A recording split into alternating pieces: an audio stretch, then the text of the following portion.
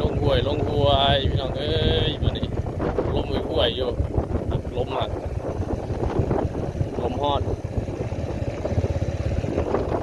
ไปเด้อไปเด้อ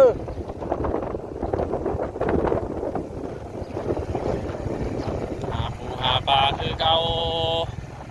มื้อนี้เป็นวันพุธออกไปหาปลาก่อนมื้ออื่นเป็นวันพฤหัสเลยสิลงให้ลงหน้าสิเฮ็ดหน้าบ้านเลยเริ่มเข้าฤดูอันผลิตแหละเฮ็ดให้เฮ็ดหน้าแหละไปหาอยู่หากินกะสิลดหน่อยถอยลงแล้วบาทเนี่ยเนาะกะสิกันนานไปเทื่อนึงบาดนี้มื้อนี้กะสิไปก่อนนัดหมู่นัดพวกออกไปแล้วคือสิแถวไปบ่ไกลมื้อนี้เนาะเดี๋ยวเอาหนังสือก็ได้ผมเคยไปแล้วหาอยู่หากินนี่แหละหลายมื้อเลยพี่น้องบ่ได้ไปตั้งแต่เนาะหลังก็แต่ก่อนที่เข้าสงกรานต์ไปตะกี้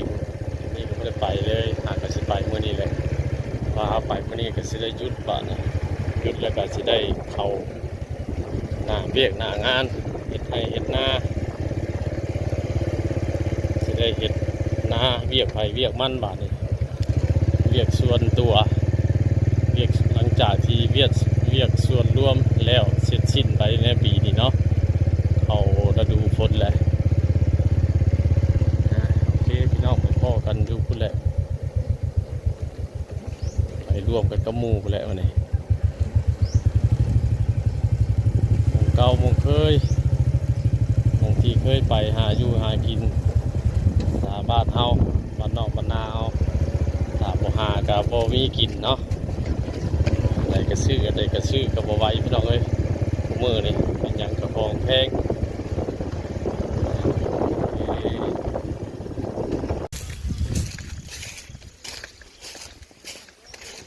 มาฮอดจุดหมายจุดนัดพบอยู่วังก่อไม้ไทยบ้านรอสำนีกับหูเลยแหละคนเคยไปเคยมาโอ้อันยิงรัดคักกะดิมารอดดอกเนี่ย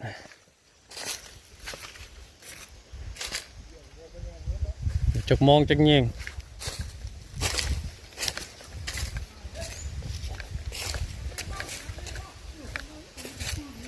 จักมองจักยิงจักมองจักยิง